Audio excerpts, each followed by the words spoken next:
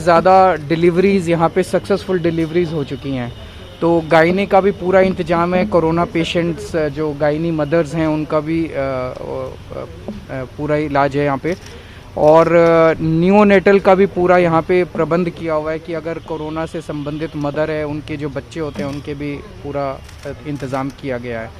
अभी इस टाइम तो पूरी दिल्ली से लगभग सब जगह से यहीं पे भेजे जा रहे हैं, केसेस रेफ़र किए जा रहे हैं डिलीवरीज़ के लिए। दिल्ली के बाहर से भी बहुत सारे केसेस आ रहे हैं।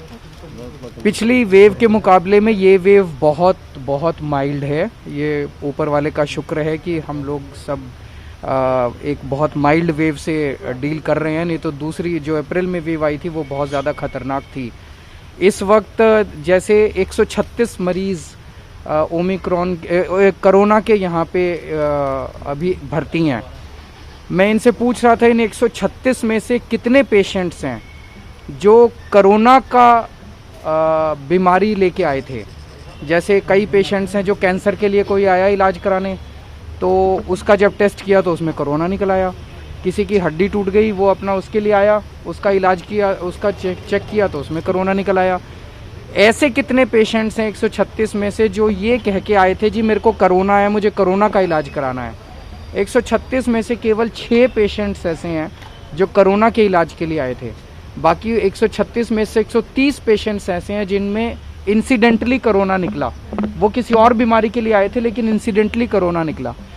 पहले आप लोगों को याद होगा कि जब अप्रैल में वेव आई थी, उस वेव में तो लोग कोरोना के लिए ही इलाज कराने के लिए आ रहे थे। लोगों की ऑक्सीजन डाउन हो रही थी, लोगों को तरह तरह की तकलीफ़ें हो रही थी और उसकी वजह से लोग आ रहे थे। ऐसे लोगों की संख्या इस बार बहुत ज़्यादा कम है। तो पूरे दिल्ली में आज जो 2-2.5 हज़ार के करीब लोग अस्पतालों में एडमिट भी है, टोटल सारा मिला के, उनमें मैं समझता हूँ कि ऐसे लोगों की संख्या बहुत कम होगी जो केवल कोरोना की बीमारी के लिए अस्पताल में आए। मोस्टली इनमें ऐसे पेशेंट्स हैं जो कि इंसिडेंटली उनको कोरोना है। तो दिल्ली सरकार पूरी तरह से तैयार है। अगर बड़ी संख्या में केसेस बढ़ते भी हैं, लेकिन केसेस का नंबर बढ़ रहा है, केसेस ज़्यादा आ रहे हैं, लेकिन अस्पतालों के अंदर लोग मरीज कम भर्ती हो रहे हैं। अस्पतालों के तौर पे हम पूरी तरह से तैयार हैं, लेकिन कुदरत की कृपा है कि हम अभी इस वक्त लोगों की हॉस्पिटलाइजेशन की भी ज़रूरत नहीं पड़ रही और डेथ्स भी इस बार बहुत कम है। अभी कल केंद्रीय स्वास्थ्य सचिव ने चिट्ठी लिखी है और तैयार करने को आईसीयू सब दिल्ली की व्यवस्था क्या है, क्योंकि उस लिहाज से भी अगर देखें तो उनका कहना है कि हो सकता है कि आने वाले समय में इसकी ज़रूरत पड़े, क्योंकि मैंने जैसे कहा कि हम पूरी तरह से तैयार हैं।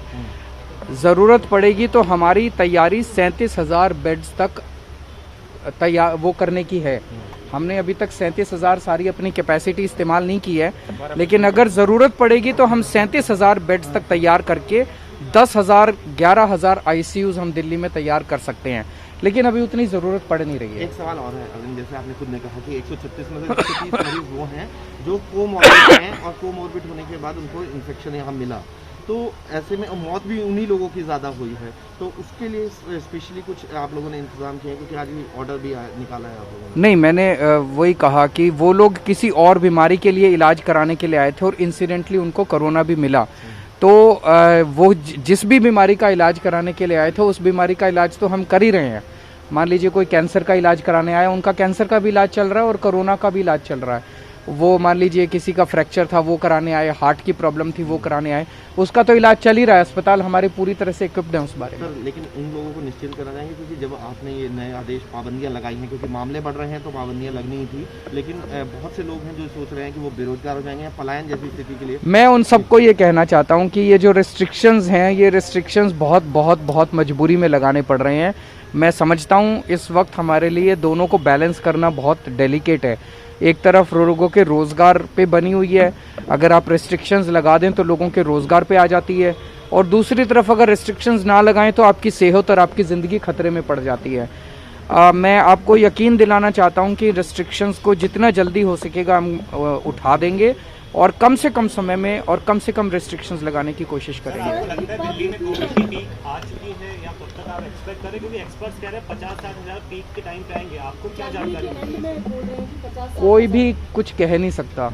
मैं तो ये कहूँगा कि कोई भी कुछ कह नहीं सकता, लेकिन पिछले 3 दिन से मामले जो हैं दिल्ली के अंदर ये लगभग 20,000 के करीब, मेरे ख्याल से पहले दिन 22,000 आए थे, 3 दिन पहले, कल शायद 19,000 आए थे, आज जो शाम की रिपोर्ट आएगी उसमें 20,000 के करीब आएंगे।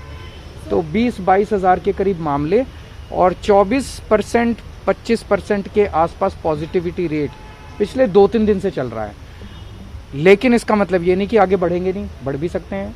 इसका मतलब ये भी नहीं, देखते हैं, let's keep our fingers crossed. लेकिन हम सारी इवेंचुअलिटीज के लिए तैयार हैं। ये क्योंकि मैं जो बात सवाल में पूछूंगा उसमें लोगों का ये डर है कि कहीं अब आप इस हफ्ते या लॉकडाउन नहीं लगा रहे, चिंता मत कीजिए। ये भी बात सामने आ रही है कि दिल्ली में तो रेस्ट्रिक्शंस है, लेकिन आसपास की जो यूनिट है, क्या ये मैं केंद्र सरकार से अपील करूंगा। डीडीएमए की बैठक में भी जो केंद्र सरकार के रिप्रेजेंटेटिव्स आए थे, हमने उनसे रिक्वेस्ट किया कि दिल्ली के अंदर केवल रेस्ट्रिक्शंस लगाने से काम नहीं चलेगा, आपको पूरे एनसीआर को कवर करना पड़ेगा।